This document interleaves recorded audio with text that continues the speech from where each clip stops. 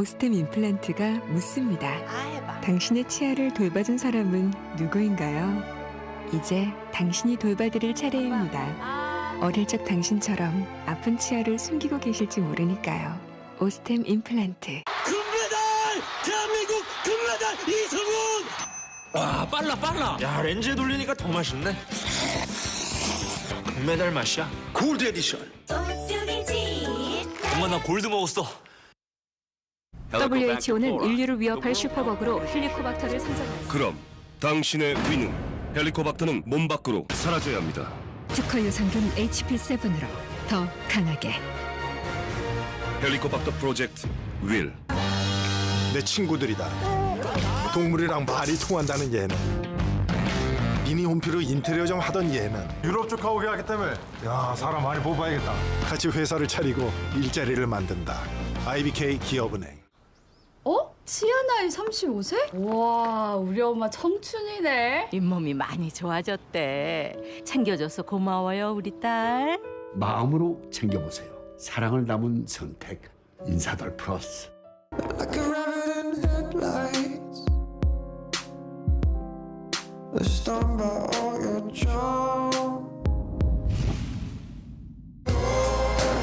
흔들리지 않는 편안함. 시몬스. 검찰이 이명박 전 대통령 소환 조사 닷새 만에 구속영장을 청구했습니다. 110억 원대 뇌물수수, 350억 원대 횡령 등 굵직한 범죄 혐의만 10여 개 이상입니다. 검찰은 이 전 대통령이 혐의를 부인해 증거인멸 우려가 있다고 설명했습니다. 구속영장 실질심사는 오는 22일 진행될 것으로 전망됩니다. 이 전 대통령이 영장심사에 직접 출석할지를 놓고는 내부에서 평론이 벌어진 것으로 알려졌습니다.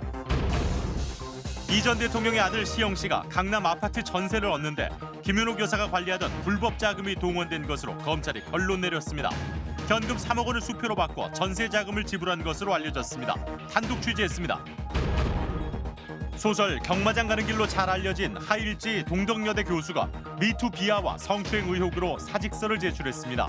그런 하 교수는 미투 운동을 비이성적인 고발로 규정하며 사과할 생각은 없다고 말했습니다. 학생들은 하 교수의 파면을 요구하며 거세게 반발하고 있습니다. 문재인 대통령이 개헌안 발의를 당초 21일에서 26일로 닷새 늦추기로 했습니다. 자유한국당 등 야당은 여전히 관제 개헌이라며 반발하고 있어 대통령 개헌안의 국회 통과도 국회 개헌안 합의도 모두 쉽지 않은 상황입니다. 비서를 성폭행한 혐의로 받고 있는 안희정 전 충남지사가 검찰에 재소환됐습니다. 안 전 지사는 합의된 관계로 생각했다며 강압성을 부인하고 법리 다툼을 벌이겠다는 의사를 내비쳤습니다. 강원랜드 채용 비리로 면직 대상이 된 226명 전원의 입사시험 점수가 조작된 것으로 정부 조사 결과 드러났습니다. 정부는 이들의 사익보다 공익이 더 중요하다며 이달 말까지 부정합격자 1,000원을 퇴출시키기로 했습니다.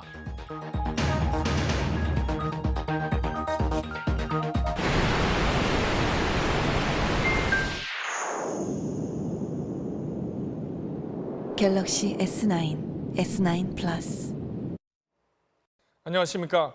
이변은 없었습니다. 검찰이 이명박 전 대통령에 대해 구속영장을 청구했습니다. 이로써 역대 대통령 가운데 구속영장이 청구된 경우는 전두환, 노태우, 박근혜에 이어 네 번째입니다. 이 전 대통령은 110억 원의 뇌물을 받고 350억 원을 횡령한 피의자로 영장에 적시됐습니다. 오늘 첫 소식을 장인수 기자가 보도합니다. 검찰이 오늘 오후 5시 반 이명박 전 대통령에 대한 구속영장을 청구했습니다. 이 전 대통령에게 적용된 혐의는 뇌물과 횡령, 조세포탈, 국고손실 등 모두 10여 개입니다. 법률가로서 법과 원칙에 따라 결정하였습니다. 뇌물 액수는 모두 110억 원, 횡령 액수는 350억 원으로 적시됐습니다. 검찰 관계자는 구속영장을 청구한 이유에 대해 개별적인 혐의 내용 하나하나가 모두 중대한 범죄이고 계좌 내역 등 객관적인 자료와 다수의 핵심 관계자들의 진술로 범죄 사실이 충분히 소명돼 구속 수사가 불가피하다고 설명했습니다.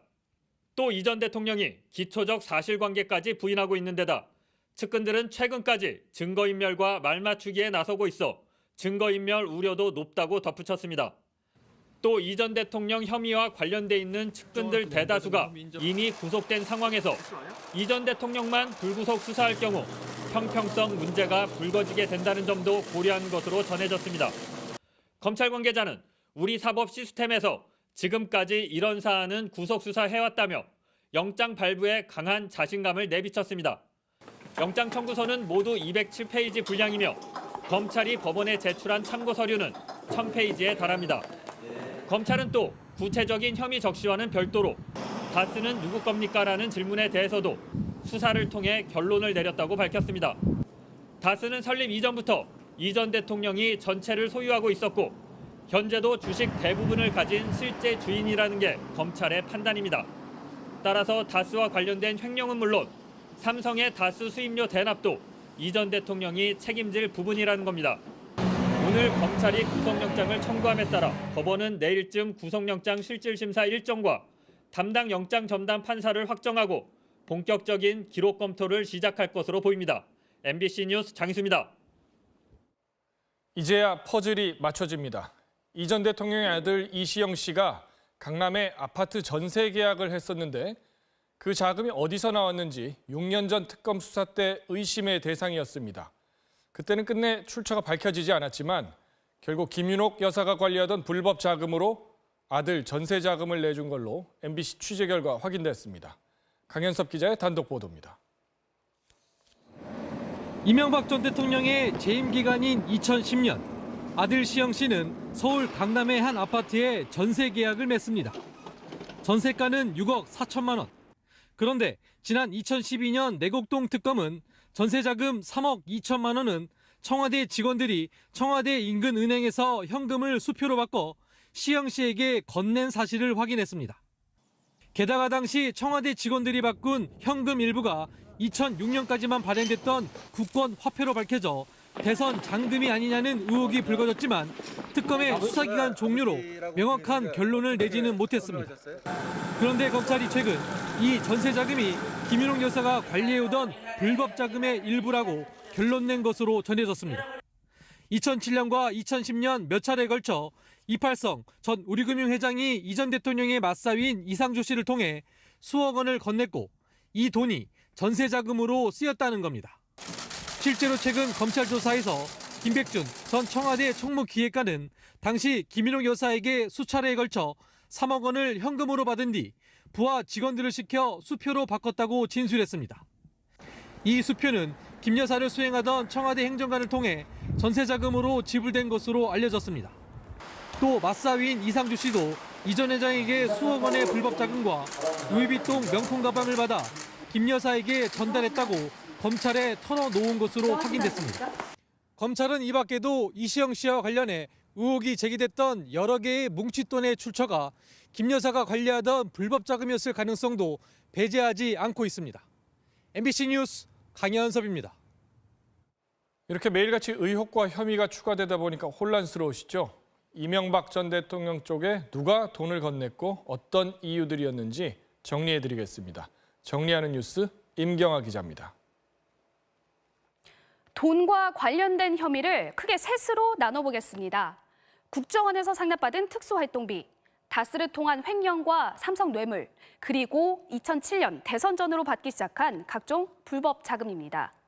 먼저 검찰이 확인한 특활비 상납 규모는 17억 5천만 원입니다. 검찰이 다스의 실제 주인을 이 전 대통령으로 못 박으면서 회사 돈 350억 원 횡령, 그리고 삼성이 다스의 소송비 70억 원을 대납했다는 뇌물 혐의가 적용됐습니다. 지금도 새 혐의가 속속 등장하는 게 민간 영역의 불법 자금 수수, 뇌물입니다. 돈을 줬다는 인물과 업종에 따라 그 이유도 참 다양한데 먼저 인사청탁.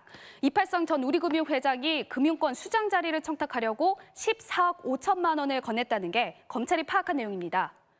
고속도로 휴게소를 운영하는 대보그룹은 관급공사를 따내게 해달라며 배를 만드는 성동조선은 부실 경영을 눈감아달라며 거액을 제공했다는 게 검찰이 확인한 내용입니다.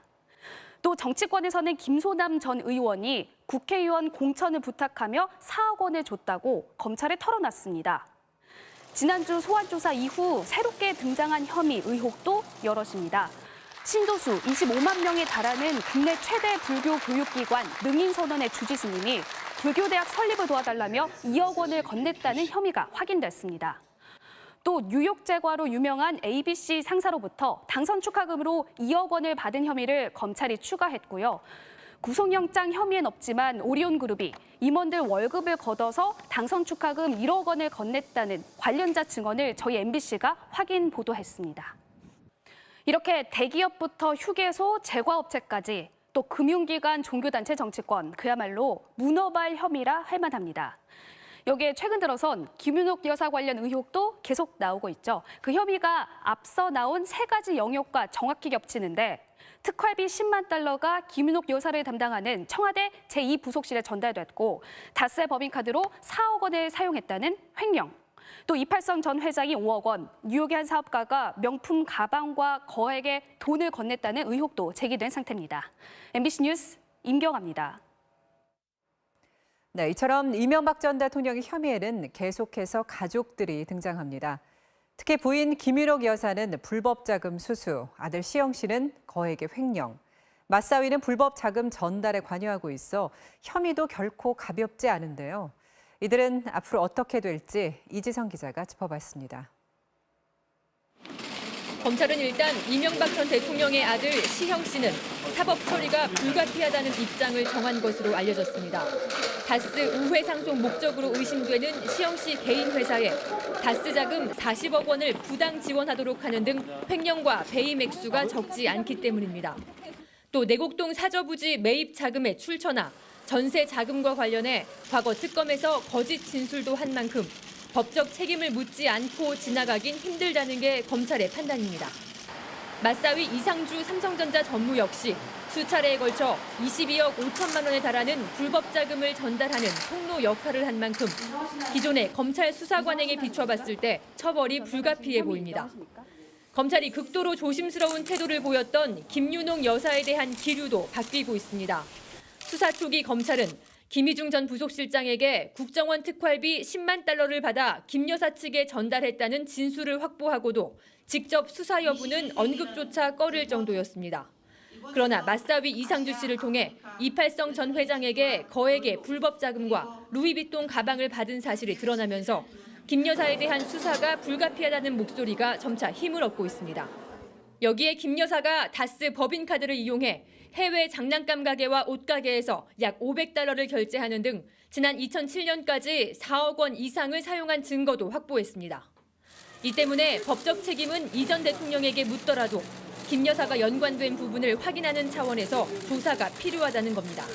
검찰은 그러나 김 여사를 직접 소환할 경우 불거질 불필요한 논란을 차단하는 차원에서 방문 조사나 서면 조사를 검토하고 있는 것으로 전해졌습니다.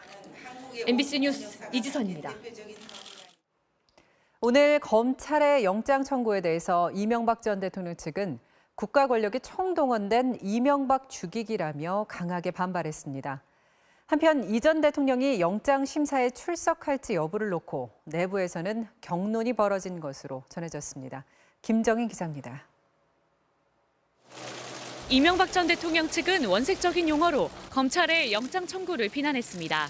이 전 대통령은 비서실 명의로 낸 입장문을 통해 검찰의 영장 청구는 문재인 정부 출범 이후 정치 검찰을 포함한 국가 권력이 총동원돼 진행된 이명박 죽이기로 이미 예상됐던 수순이라고 반발했습니다. 또 검찰이 더 씌운 혐의를 인정할 수 없다며 법정에서 진실을 밝히는 데 최선을 다하겠다고 밝혔습니다. 이명박 전 대통령이 검찰 수사를 받고 귀가한 바로 다음 날부터 변호인단은 영장 실질 심사에 대비해 의견서 작성을 시작했던 것으로 확인됐습니다. 이 전 대통령에 대해 영장이 청구될 가능성이 높다고 보고 판사 앞에서 소명할 내용들을 주말 내내 논의했던 것으로 보입니다. 특히 이 전 대통령이 영장 심사에 직접 출석할 것인지를 놓고는 내부에서 의견이 엇갈리고 있는 것으로 알려졌습니다. 출석해도 달라질 것이 없다며 반대하는 경우도 있는 반면 끝까지 당당해야 한다며 찬성하는 경우도 있는 걸로 전해졌습니다. 다만 변호인단은 지난해 영장심사에 출석한 박근혜 전 대통령의 전례를 들며 이 전 대통령 역시 법정에 나가 직접 소명할 가능성을 높게 보고 준비 중인 것으로 알려졌습니다. 변호인단은 법정에서도 혐의들에 대해 다스는 이 전 대통령의 것이 아니며 국정원 특활비는 지시하거나 보고받은 적 없다는 등 기존의 입장을 고수할 것으로 보입니다. 이명박 전 대통령 측의 한 관계자는 소환 조사 때 검찰이 확보한 증거들을 일부만 공개한 만큼 영장 심사 역시 절대적으로 불리할 수밖에 없다며 구속영장 발부 이후도 염두에 두고 준비하고 있다고 밝혔습니다. MBC 뉴스 김정인입니다. 문재인 대통령이 오는 26일 헌법 개정안을 발의하겠다는 뜻을 밝혔습니다.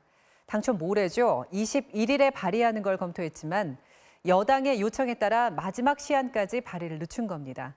개헌 논의가 지지부진한 국회를 더 강하게 압박하는 카드를 쓴 것으로 보입니다. 이재훈 기자입니다. 문재인 대통령은 헌법 개정안을 오는 26일에 발의할 수 있도록 준비에 만전을 기하라고 관련 비서관들에게 지시했습니다. 6.13 지방선거일로부터 역산한 대통령의 마지막 발의 시한이 26일인 만큼 그때까지는 다시 한번 국회 합의를 기다려보고 합의가 안 될 경우 개헌안을 발의하겠다고 청와대는 밝혔습니다. 헌법과 법률이 정한 절차와 기간을 준수하되 국회가 개헌에 합의할 수 있는 마지막 기회를 드리기 위한 것입니다. 대통령 개헌안의 골자는 4년 연임 대통령제와 수도조항 신설, 기본권 조항의 손질입니다. 청와대는 대통령의 개헌 제안과 개헌안의 내용이 여론의 지지를 받고 있다는 자신감을 감추지 않고 있습니다. 여론조사 결과를 종합해보면 6.13 지방선거 때 개헌안을 동시에 국민투표에 붙이자는 의견이 국민 다수의 지지를 받고 있다는 겁니다. 정부 형태와 관련해서도 야당들이 주장하는 의원 내각제나 의원 집정부제보다는 대통령 중심제에 대한 국민들의 선호도가 여전히 높다고 보고 있습니다. 청와대 관계자는 대통령이 개헌안을 발의해도 국회가 논의에 합의할 시간이 있는데 대통령에게 발의도 하지 말고 개헌 논의를 국회에 전적으로 넘기라는 것은 과도한 주장이라며 야당을 비판했습니다. 청와대는 내일부터 사흘에 걸쳐 대통령의 개헌안을 분야별로 나눠 국민들에게 공개합니다. 대통령 개헌안의 발표와 설명은 조국 민정수석이 맡을 예정입니다. MBC 뉴스 이재훈입니다. 하지만 청와대의 강한 개헌 드라이브에도 불구하고 국회 합의는 쉽지 않아 보입니다. 여야 3당 원내대표는 오늘도 국회의장과 만났지만 어떤 합의도 이끌어내지 못했습니다. 김민욱 기자입니다. 여야 3당 원내대표는 오늘도 충돌했습니다. 대통령의 개헌안 발의 움직임에 자유한국당이 특히 강한 거부감을 나타냈습니다. 문재인 대통령의 단죄 개헌안을 발의를 한다고 합니다마는 지향적 대통령 권력을 분권하고 분산시키겠다는 의지는 동시에 야사당은 국무총리를 국회에서 선출하거나 추천하는 방안을 놓고 연합전선을 형성하며 민주당을 압박했습니다. 자유한국당이 총리의 국회 선출 또는 추천, 바른미래당이 국회 선출이나 국회의원 최적 5분의 3 이상의 동의를 요구하고 있고 평화당과 정의당은 국회 추천을 주장하고 있습니다. 그러나 이에 대해 민주당은 야당은 이를 분권형이라고 포장하고 있지만 사실상 의원 내각제나 다름없다며 반박하고 있습니다. 총리의 국회 추천 선출 주장은 대통령제를 선호하는 국민들의 의사에 반하는 것입니다. 청와대는 개헌안 발의 날짜를 26일로 못 박아 국회를 압박하면서도 합의안이 나오면 존중하겠다는 입장을 거듭 밝혔습니다.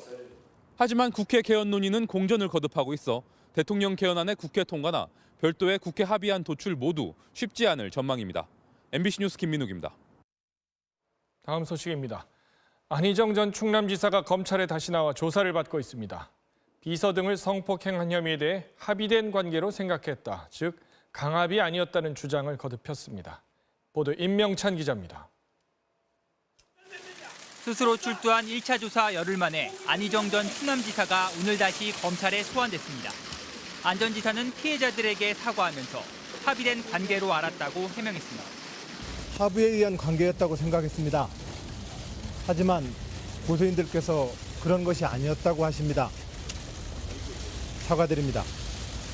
합의에 의한 관계라는 점을 주장해 위계나 강압 같은 형사상 책임을 부인하는 것으로 해석됩니다.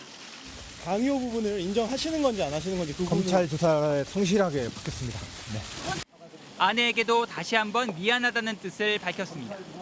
그리고 제 아내와 가족에게 죄송합니다. 안 전 지사는 정무비서 김지은 씨에 대해서는 업무상 위력에 의한 간음과 추행 혐의가 적용됐습니다. 안전지사가 관계된 연구소의 한 여직원에 대해서는 강제 추행 혐의가 추가됐습니다. 이 여직원은 지난 주말 2차례에 걸쳐 각각 10시간씩 조사를 받았습니다. 충남도청 집무실을 압수수색한 검찰은 확보한 기록과 피해자들의 진술을 토대로 양측의 엇갈린 진술의 사실관계를 확인하고 있습니다. 특히 안전지사가 도지사와 비서라는 업무관계를 이용했는지 또 위력에 의해 관계가 있었는지를 집중적으로 따지고 있습니다. 검찰은 밤 늦게까지 사실관계에 대한 조사를 벌인 뒤 구속영장을 청구할지 결정할 방침입니다. MBC 뉴스 임명찬입니다. 미투 열풍으로 과거의 한 사건이 다시 조명되고 있습니다. 방송 현장에서 12명으로부터 성폭력을 당한 단역 배우. 그는 목숨을 끊었고 동생도 뒤를 이었습니다. 고소를 못하게 협박했던 가해자들은 지금도 현장에서 활동한다고 합니다. 이 사건을 다시 조사해달라는 청원이 보름 만에 10만 명을 넘어섰습니다. 보도에 홍신영 기자입니다. 청원 부탁드립니다. 어머니는 4년 만에 다시 거리로 나섰습니다. 청원 좀 부탁드립니다. 딸들의 억울한 죽음을 호소하기 위해서입니다. 지난 2004년 대학원생이던 큰딸은 드라마 단역배우 아르바이트를 시작했습니다. 그해 말 딸은 단역배우를 관리하는 현장 반장 등 관계자 12명을 경찰에 고소했습니다. 3개월 동안 지속적으로 성폭행과 성추행을 당했다는 내용이었습니다. 반항을 하니까 기도라는 거야, 라이터를. 칼도 갖고 댕기더래. 이 얼굴을 망가뜨린다. 그러나 고통은 계속됐습니다. 경찰이 가해자를 앞에 두고 성폭행 상황을 자세히 묘사하라고 요구했는가 하면 가해자들은 딸을 계속 협박했습니다. 결국 딸은 고소를 취하고 목숨을 끊었고 엿새 뒤 단역배우 일을 소개했던 동생도 스스로 세상을 떠났습니다. 고소를 안 했으면 안 죽겠네. 어떻게 견뎌요.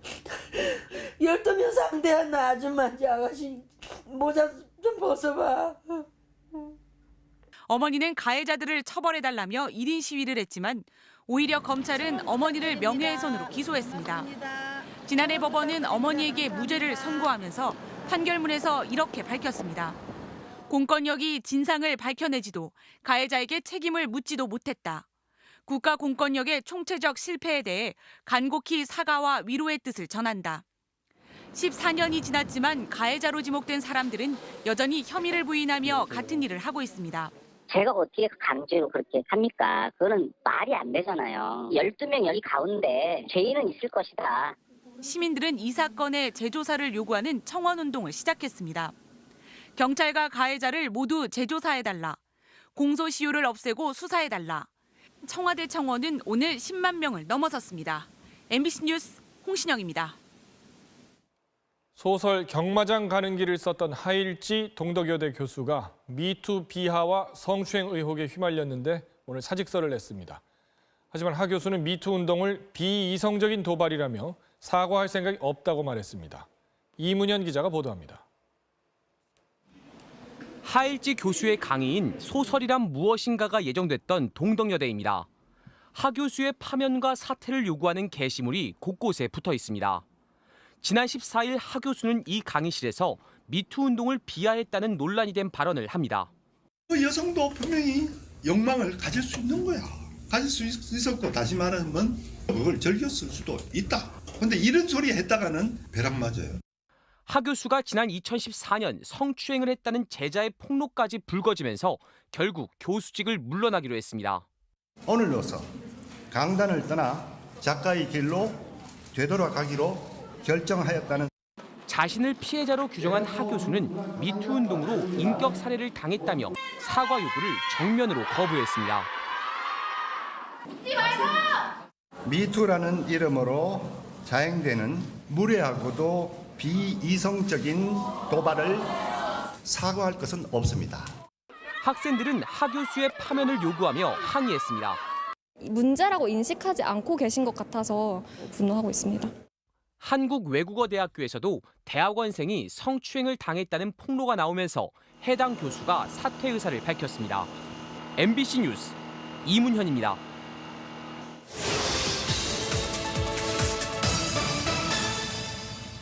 서지현 검사의 폭로 이후 미투의 외침이 오늘로 50일째입니다. 용기 내어 고통스러운 피해를 밝힌 이들을 두고 의도가 있다. 거짓이다라는 식의 불신과 의심의 시선도 일부 발견됩니다. 그렇다면 성범죄에 대한 허위 고소는 실제로 얼마나 되는지 오늘 새로 고침에서 따져보겠습니다. 박영희 기자, 네. 실제로 성범죄에 대한 허위 고소 얼마나 되는 건가요? 네, 허위 고소라면 무고죄로 살펴볼 수 있을 텐데요. 네. 성범죄만 따로 통계된 건 없었습니다. 한 해 무고죄는 5,500여 건. 하지만 뭘 허위로 고소했는지 구체적인 내용이 집계되진 않았습니다. 그렇다면 추정도 해볼 자료가 전혀 없습니까? 간접적으로나마 참고할 만한 해외 연구들이 있습니다. 유럽에선 성범죄 허위 주장이 6% 이하, 다른 범죄보다 높지 않았고요. 뉴질랜드에선 8%였습니다. 미국은 연도에 따라 8에서 20%, 그런데 수사기관이 자의적으로 분류해서 수치가 부풀려졌다는 지적이 있었습니다. 한 경찰서만 분석한 연구에선 성범죄 허위 신고는 불과 1.6%, 다른 범죄보다 낮았습니다. 편차가 좀 있지만 종합해보면 성범죄에 대한 허위 신고는 다른 범죄보다 적었습니다. 네, 다 해외 얘기라서 예. 국내 현실에 그대로 적용할 수 있을지는 모르겠습니다만 예. 세계적으로 공통된 추세가 그렇다는 거군요. 예. 그렇다면 이 무고로 몰아가는 것, 성폭력 호소를 무고로 몰아가는 것은 어떤 이유에서 생기는 걸까요? 네, 일단 오해하는 경우가 있는 것 같습니다. 네. 성범죄는 절반 넘게 재판에 넘겨지지 않고요. 상당수, 전체의 25%는 혐의가 없다고 결론납니다. 혐의가 없다면 피해자가 거짓 고소한 거네, 이렇게 생각할 수도 있겠죠. 네. 그런데 은밀하게 이루어지는 성범죄는 증거가 없는 경우가 많습니다. 이 경우도 이 혐의 없음에 들어가는데요. 증거가 없어서 처벌 못한 게 없는 내용을 꾸며서 고소했다는 뜻은 아니겠죠. 게다가 강간죄는 폭행과 협박이 있어야만 성립돼서 처벌 자체가 어렵습니다. 네. 요건이 엄격해서 처벌하지 못하는 걸 허위 고소라고 볼 수도 없을 겁니다. 네, 일반의 인식도 중요합니다만 수사기관에서 수사할 때 피해자를 의심하는 것, 그런 것도 있어서는 안 될 거 아닙니까? 네, 그래서 국제적인 기준이 있습니다. 일단 성범죄부터 먼저 완벽하게 조사한다. 성범죄는 시도조차 없었다는 게 명백해야 한다. 또 피해자의 반응을 보고서 무고죄라고 의심해서는 안 된다. 이 세 가지입니다. 우리 경찰에선 이런 기준을 찾기 어려웠습니다. 한 연구 사례를 보면 수사관이 성추행 고소인에게 당신 같은 피해자는 본 적이 없다고 말합니다. 네. 왜 울고불고 항의하고 바로 신고하지 않았냐? 뒤늦게 의도를 갖고 무고했다고 의심합니다. 졸지에 무고죄로 재판을 받게 된 이 고소인은 2년 8개월 걸려서 무죄 확정 판결을 받았습니다. 네, 근거 없는 의심이 얼마나 위험한가 보여주는 사례군요. 네, 박 기자 잘 들었습니다. 그동안 강원랜드가 어떤 식으로 점수를 조작했는지 산업자원부 조사로 실체가 드러났습니다. 이름 옆에 체크된 사람은 면접 점수를 확 올려주고 채용 시스템에 무단으로 접속해서 점수를 아예 고쳤습니다. 정부는 이달 말까지 부정합격자 전원을 퇴출시키기로 했습니다. 조유명 기자입니다. 지난 2013년 강원랜드 신규 채용, 2년 계약직 뒤 정규직이라는 좋은 조건 덕에 경쟁률은 10대 1을 넘겼습니다. 이런 바늘구멍을 뚫고 입사한 사람이 518명. 그런데 이 중 상당수 응시자의 점수가 조작됐다는 게 산업자원부 조사로 드러났습니다. 특정인의 이력서에 체크를 해두면 평가위원들은 어김없이 높은 점수를 매겼고 인사 담당 직원이 채용 시스템에 무단 접속해 아예 점수를 고쳐버리는 일도 있었습니다. 모두 누군가의 청탁으로 합격을 보장받은 응시자들이었습니다. 청탁을 하고도 탈락한 일부 응시자들은 지역구 국회의원에게 다시 청탁을 했습니다. 결국 강원랜드는 원래 합격자 명단 뒤에 21명의 이름을 달아 추가 합격시켰습니다. 한 국회의원 비서관이 자신을 뽑아달라고 최응집 전 강원랜드 사장에게 직접 청탁하자 이 비서관이 갖고 있는 특수분야 자격증들이 갑자기 채용 요건에 추가되기도 했습니다. 2013년에 뽑힌 518명 가운데 95%가 넘는 493명은 이렇게 각종 청탁을 등에 업고 입사했습니다. 국회의원, 지방의원, 강원랜드 임직원의 언론사 관계자, 지역 이장까지 청탁자의 면면도 다양했습니다. 최근 면직시키기로 한 226명은 이 중에서도 점수 조작까지 확인된 사람이라는 게 정부 설명입니다.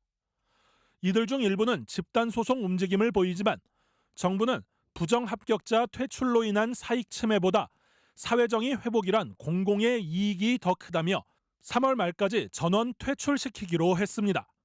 또 부당하게 불합격한 피해자들의 구제 방안도 논의하고 있다고 밝혔습니다. MBC 뉴스 조혜명입니다. 삼성전자 평택 사업장의 물류창고 신축 공사 현장에서 18m 높이의 작업대가 무너졌습니다. 1명이 숨지고 4명이 크게 다쳤습니다. 신재웅 기자입니다. 경기도 평택의 물류창고 신축 공사 현장.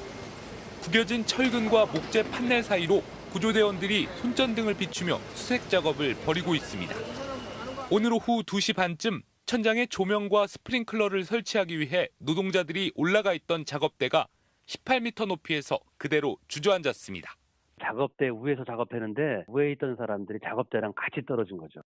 천장 작업을 위해 설치했던 작업대 130m 가운데 30m가 무너졌습니다. 이 사고로 23살 김모 씨가 숨지고 37살 광모 씨 등 4명이 다쳐 병원으로 옮겨졌습니다. 김 씨 등은 하청업체 3곳에 각각 소속된 노동자들이었습니다. 물류창고는 삼성전자 제품 적재용으로 삼성물산이 시공 중이었습니다. 이동을 할 때는 당연히 그 안전거리가 빼고 이동을 시켜서 이 발판 이동을 해야 되니까 작업할 때는 당연히 안전거리를 하고 근데 이제 이동하면서 경찰은 삼성물산 관계자들을 상대로 안전수칙이 제대로 지켜졌는지 조사하고 있습니다. MBC 뉴스 신재용입니다. 서울의 한 대형 병원에서 한 간호사가 스스로 목숨을 끊으며 병원 내부의 태움 문화를 지적했었죠. 영혼이 재가 되도록 태워버린다라는 뜻의 태움. 이런 분위기는 없어져야 한다고 이 간호사는 유서에서 호소했었는데요. 하지만 경찰은 가혹행위는 없었다는 수사 결과를 내놨습니다. 박윤수 기자입니다.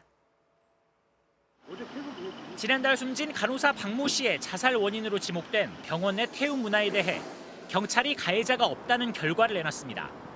태움 문화가 있었다는 것은 인정하면서도 박 씨가 자살에 이를 만한 폭행이나 모욕, 가혹행위가 있었다는 구체적 증거를 발견하지 못했다는 겁니다. 피해자는 있는데 가해자가 없다는 경찰 조사 결과에 유족들은 크게 반발했습니다. 아이가 왜 그렇게 극단적으로 몰렸어야 했는지에 대한 것을 하나도 조사가 이루어지지 않고 폭행, 폭언, 따돌림은 없었대요. 유족들은 박 씨가 숨지기 이틀 전 일어난 실수 때문에 의사와 선배 간호사들로부터 정신적 압박을 받았다고 지적합니다. 업무 교육이 안 됐으니 업무의 부담감이 엄청나게 있었을 건 뻔하고 그분들 윗사람들한테 좋은 시선을 못 받았을 게 뻔하고 그게 태움 아니겠어요? 간호사들은 의료 현장에서는 지금도 공공연하게 태움이 벌어지고 있다고 말합니다. 문제 제기를 하기 굉장히 힘든 구조거든요. 나보다 윗연차랑 대립 관계가 되거나 했을 때 정말로 내 환자가 위급하고 이럴 때 도와주지 않을 수도 있기 때문에 의료계에서는 인력을 증원하고 업무 강도를 낮추는 병원 업무 환경의 개선 없이는 간호사뿐 아니라 환자와 보호자도 태움의 피해자가 될 수 있다고 경고하고 있습니다. MBC 뉴스 박윤수입니다. 가수 조용필과 아이돌 그룹이 평양 무대에 서게 됩니다. 다음 달로 예정된 우리 예술단의 평양 공연을 위한 준비 소식 이용주 기자가 보도합니다. 지난 2005년 8월 평양 류경 정주영 체육관에서 열린 조용필 콘서트.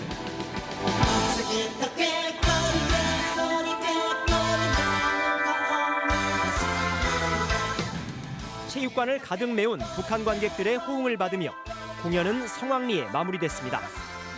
다음 달로 예정된 우리 예술단의 평양 공연에는 조용필을 비롯해 방북 경험이 있는 가수 이선희와 윤도현 밴드가 우선 초청될 예정입니다.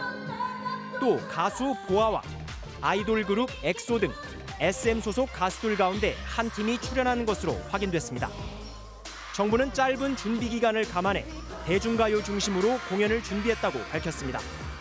공연 구성이 아마 이번에 그 대중음악 중심으로 되는 것 같고요. 그래서 시일도 촉박하고 빠른 시일 내에 행사 준비를 해야 되는 관계 등 여러 가지를 감안을 해서 세부 일정과 참여 가수 등은 내일 열리는 남북 실무 접촉에서 확정됩니다. 남측에선 작곡가 윤상이 수석 대표로 나서 북측의 현송월 대표를 상대합니다. 공연 시점이 4월 초냐, 중순 이후냐에 따라 참여 가수는 달라질 것으로 보입니다. 현송월 단장이 협상 대표로 나선 점으로 볼 때 우리 측 공연단과 삼지연 관현악단이 합동 공연할 가능성도 있다는 분석입니다. MBC 뉴스 이용주입니다. 정의용 청와대 국가안보실장과 맥메스터 미국 국가안보회의 보좌관 그리고 야치 쇼타로 일본 국가안보국장이 미국 샌프란시스코에서 현지 시각으로 17일부터 이틀간 한미일 안보실장 협의를 진행했습니다. 이들은 한반도 비핵화와 남북 및 북미 정상회담에 대해 논의하면서 과거 실패를 반복하지 않는 게 중요하다는 데 의견을 같이 했으며 앞으로 몇 주 동안 긴밀한 공조를 지속해 나가기로 했다고 청와대는 밝혔습니다. 네, 주변에 초등학생들이 수류탄 모양의 장난감을 갖고 논다면 이 소식 주의해서 보시죠. 폭발음이 아이들에게는 재미의 요소인 모양이지만 그 소음 정도가 청력을 떨어뜨릴 수 있다는 우려가 나오고 있습니다. 보도에 강동엽 기자입니다. 전북 전주시의 한 초등학교 인근 문구점입니다. 수류탄 그림이 새겨진 장난감이 팔리고 있습니다. 충격을 주면 완구 속에 든 식초와 소다가 화학 반응을 일으켜 폭발음을 냅니다. 이게 좀 말 잘 나가요? 봄되면 제일 많이 나가고 애들이 좋아하니까. 학생들은 폭발할 때 나는 소리가 상당히 크다고 말합니다. 그럼 어때요? 이거 터진 소리 들었을 때? 지나고 있는데 갑자기 터지도 못합니다. 이 제품들은 중국에서 만들어져 국내로 반입된 것인데 폭발음의 크기는 어떤지 한번 살펴보겠습니다. 밀폐 공간에서 완구에 충격을 주자 순식간에 부풀어 오르더니 큰 폭발음과 함께 액체가 튀어나옵니다. 안전기준상 최대 125데시벨을 넘지 않아야 하지만 모두 140데시벨을 훌쩍 넘어섭니다. 자동차 경적을 넘어 비행기 소음 수준으로 아이들 청력에도 나쁜 영향이 우려됩니다. 어린 학생의 경우 큰 소음에 노출될 경우 음향 손상으로 인해서 소음성 난청과 스트레스 장애가 발생할 가능성이 더 높습니다. 소비자원은 2년 전 폭발 소리에 귀가 아프다는 신고가 잇따르자 해당 제품에 대한 판매 중단과 환급 조치를 내렸습니다. 하지만 기준치를 초과하는 제품들이 여전히 판매되고 있어 실태 조사가 시급합니다. MBC 뉴스 강동엽입니다. 이명박 박근혜 정부 시절 방송통신심의위원회가 편법으로 방송사를 제재한 사실이 내부 감사 결과 밝혀졌습니다. 내부 직원이 윗선의 지시로 민원인을 가장해서 수십여 건의 심의를 허위로 청구했다는 건데요. 어떤 내용인지 박진중 기자가 보도합니다. 방송통신심의위원회는 김모 전 방송심의기획팀장의 심각한 비위를 포착해 파면했다고 말했습니다. 김 전 팀장이 민원인을 가장해 46건에 달하는 심의 안건을 허위로 올려 심의를 받게 했다는 겁니다. 친인척 등의 명의를 빌려서 자신의 회사 내 PC 또는 회사 내 모니터실 또는 외부에서 민원을 신청했다고 진술했습니다. 김 전 팀장의 셀프 민원으로 심의에 오른 방송 내용 중 33건이 실제 방송사 제재로 이어졌습니다. 2016년 7월 JTBC가 보도한 사드 레이더 외신 번역 오형 문제, 2015년 3월 KBS 광복 70주년 특집 프로그램은 중징계를 받았고 2013년 5월 MBC 뉴스데스크 보도에서는 인공기가 대한민국이라는 글자를 가린 것은 시청자에 대한 예의가 아니라는 이유로 중징계를 내렸습니다. 김 전 팀장은 민원인의 민원이 없는데도 무리하게 제재를 유도한 건 윗선이라고 주장했습니다. 전 위원장 또는 부위원장의 지시를 받아서 일반인 명의를 빌려서 대리 민원을 신청했다고 시인했습니다. 당시 부위원장이었던 A씨는 민원인이 없어도 위원장이나 위원들이 직권으로 심의를 신청할 수 있다며 허위 심의를 지시한 일이 없다고 말했습니다. 방심위는 이 같은 허위 심의가 방송 심의의 공정성을 심각하게 훼손하는 중대한 범죄 행위라고 판단하고 검찰의 수사를 의뢰할 방침입니다. MBC 뉴스 박진준입니다. 민주당이 성추행 의혹이 제기된 정봉주 전 의원의 복당을 불허했습니다. 이로써 민주당 서울시장 후보는 3명으로 압축됐는데요. 자유한국당은 인물난이 여전하지만 전략 공천으로 속도를 낼 것으로 보입니다. 박종욱 기자입니다. 더불어민주당은 최고위원들의 만장일치로 정봉주 전 의원의 복당을 불허했다고 밝혔습니다. 사실관계에 다툼이 있고 미투 운동의 취지와 연관해 결정했다고 설명했는데 지방선거에 미칠 위험 부담을 최소화하려는 뜻으로 보입니다. 민주당의 서울시장 후보군은 자연스럽게 3파전으로 압축됐습니다. 승부처로 떠오른 경남지사에 김경수 의원을 전략 공천할지도 관심사입니다. 민주당이 공천관리위원회 구성을 마무리하고 공천 작업을 본격화함에 따라 김 의원의 투입 여부도 조만간 결론이 날 것으로 보입니다. 인물난을 겪고 있는 자유한국당은 전략 공천의 형태로 후보자 인선에 속도를 내고 있습니다. 인천, 부산, 울산, 충북, 제주 등 5곳의 시도지사 후보를 벌써 확정했고 경기와 경남지사 후보 공천도 초읽기에 들어간 분위기입니다. 늦어도 4월 중순까지는 완료를 하는 것이 야당으로서는 선거를 해볼 수 있는. 하지만 홍준표 대표가 영입하려던 서울시장 후보들이 출마를 고사하는 등 대구, 경북을 제외하곤 전반적으로 후보감을 찾기가 쉽지 않은 분위기입니다. 이종혁 전 최고위원이 탈당해 부산시장 무소속 출마를 선언하는 등 전략 공천에 대한 반발 목소리도 거셉니다. 바른미래당은 안철수 전 대표가 직접 나서 내일 영입 1호 인사를 공개할 예정입니다. 민주평화당은 호남 지역에 모든 역량을 쏟고 있고 정의당은 기초단체장 배출을 목표로 세웠습니다. MBC 뉴스 박종욱입니다. 푸틴 러시아 대통령이 4선에 성공하며 장기 집권의 기반을 마련했습니다. 시황제로 불리는 시진핑 주석과 함께 21세기 카이사르, 차르로 불리는 푸틴 역시 절대 권력을 구축하게 된 겁니다. 미국 우선주의를 내건 트럼프 대통령과의 갈등도 예상됩니다. 정신의 기자입니다. 푸틴 러시아 대통령이 76%가 넘는 압도적 득표율로 네 번째 집권에 성공했습니다. 임기는 2024년까지 무려 24년간이나 최고 권력자로 군림하게 되는 겁니다. Вместе возьмемся за большую масштабную работу во имя России. 푸틴의 당선이 확정된 직후 중국 시진핑 국가주석은 곧바로 축전을 보내 두 나라의 전략적 협력 관계를 더 높은 수준으로 발전시켜 나가자고 강조했습니다. 개헌을 통해 당군정을 모두 장악하며 절대 권력의 기틀을 마련한 시 주석 역시 중화민족의 위대한 부흥을 내세우고 있습니다. 为建设富强、民主、美丽的社会主义现代化强国努力奋斗. 1대1로를 통해 미국 중심의 국제 질서 재편을 꿈꾸는 시진핑과 강한 러시아를 외치는 푸틴의 야심은 미국과의 충돌을 예고합니다. 트럼프 대통령은 이미 중국과 러시아를 미국의 안보와 번영을 침해하는 전략적 경쟁국으로 규정하고 있습니다. We also face rival powers, Russia and China, that seek to challenge American influence, values, and wealth. 크림반도 병합으로 불거진 미국과 러시아의 갈등, 무역 적자와 남중국해 영유권을 둘러싼 미국과 중국의 충돌 등 절대 권력자의 등장과 함께 세 나라의 이익 다툼이 더욱 격화되면서 새로운 세계 질서가 만들어질 수 있다는 전망이 나오고 있습니다. MBC 뉴스 정신혜입니다.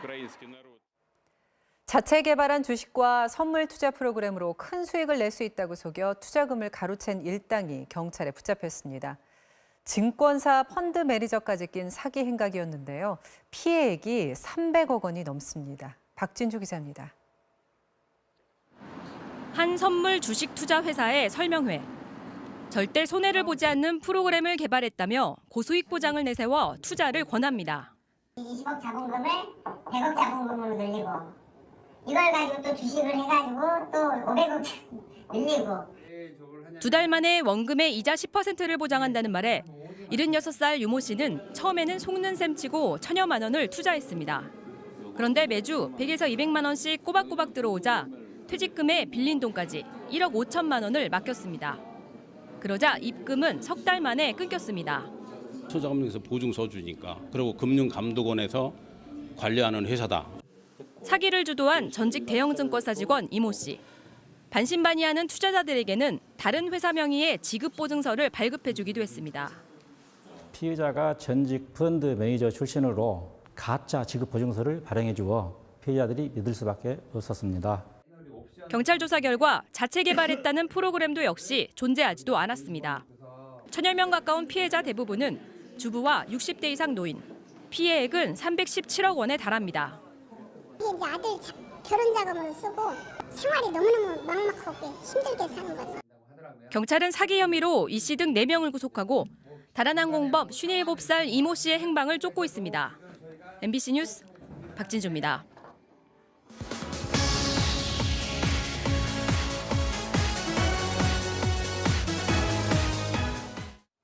월요일 밤 스포츠 뉴스입니다.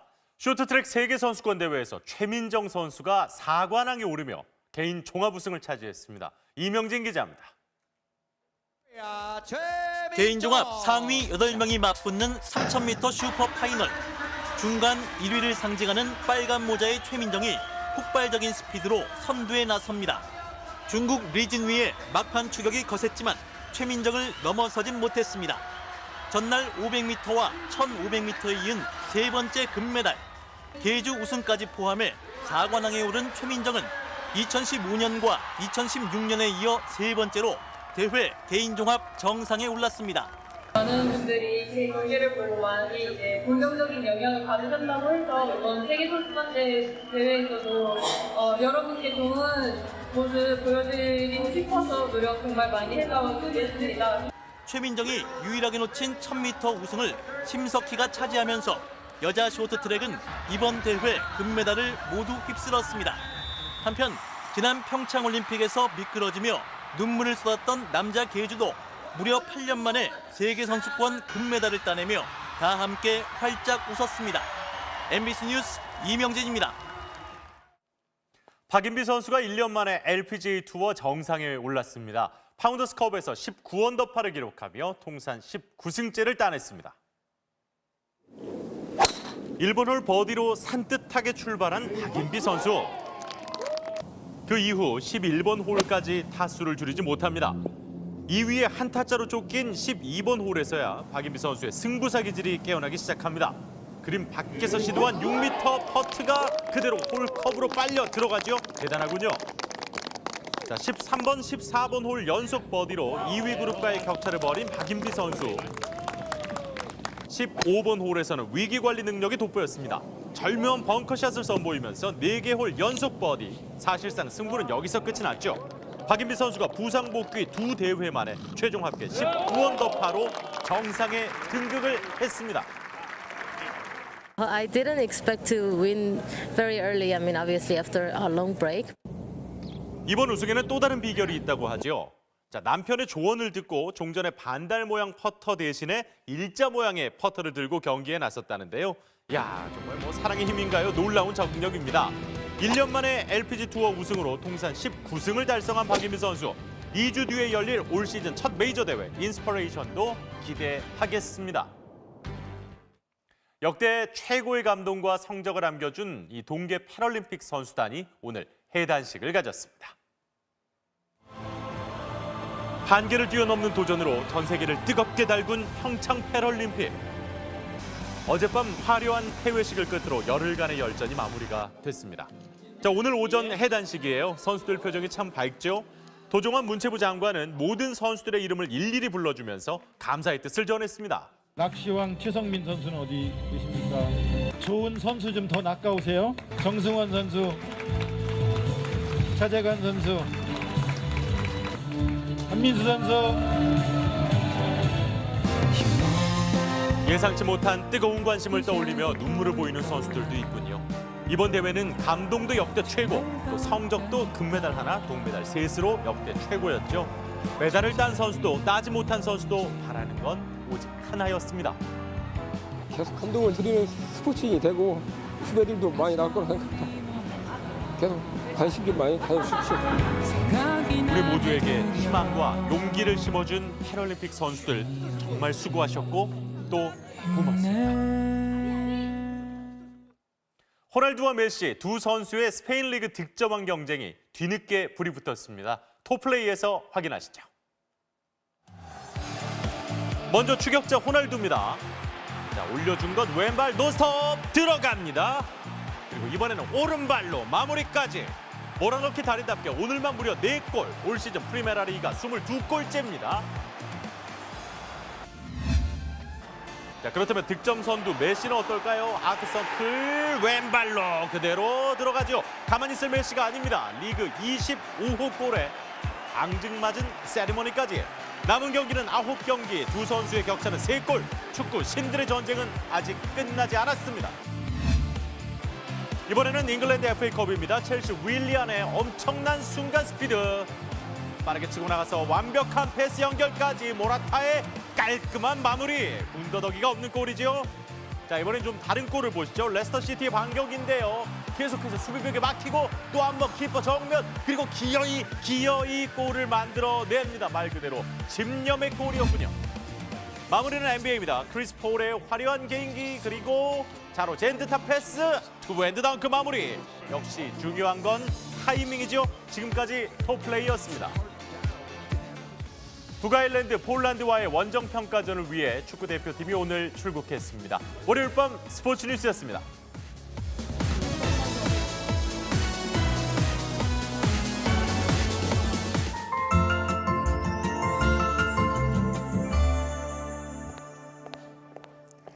다시 두터운 외투를 꺼내 입어야 하는 날씨였습니다. 종일 쌀쌀한 봄바람이 심수를 부렸는데요.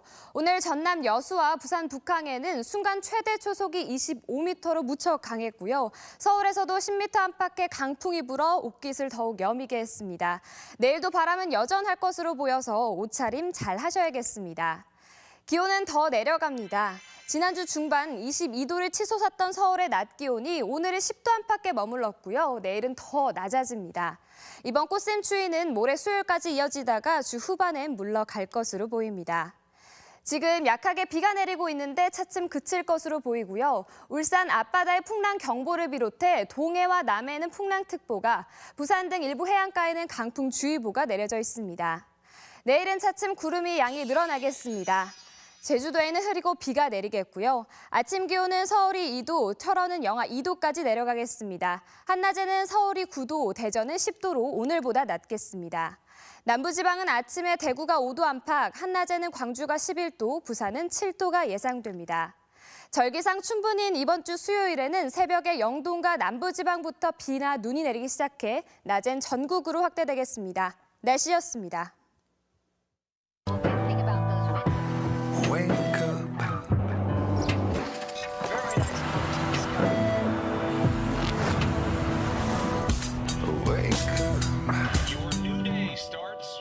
Volkswagen. 생명연장 시대에서 나아갈 길을 우리는 메디컬 기술에서 찾고 있습니다. 그 첫 번째, 브레인 마사지. 몸을 넘어 브레인까지 마사지하는 기술. 메디컬 기술로 진화하는 마사지 체어 바디 브랜드. 스티븐 스필버그 감독 작품. This is the Oasis. It's a place where the limits of reality are your own imagination. 상상이 현실이 되는 세상. Now, our future's being threatened. 이것은 혁명이다. Are you willing to fight? 레디 플레이어 원. 3월 IMAX 대개봉. 무엇을 하든 미세먼지의 허락을 받아야 하는 시대. 시대의 고민에 코웨이가 청정으로 답합니다. 코웨이.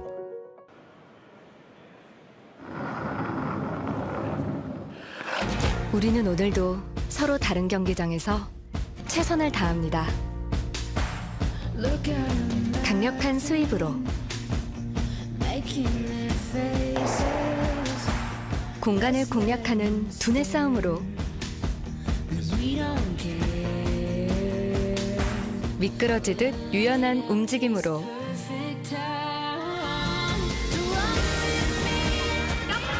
세상의 기대를 넘을 때까지 우리는 멈출 줄 모릅니다.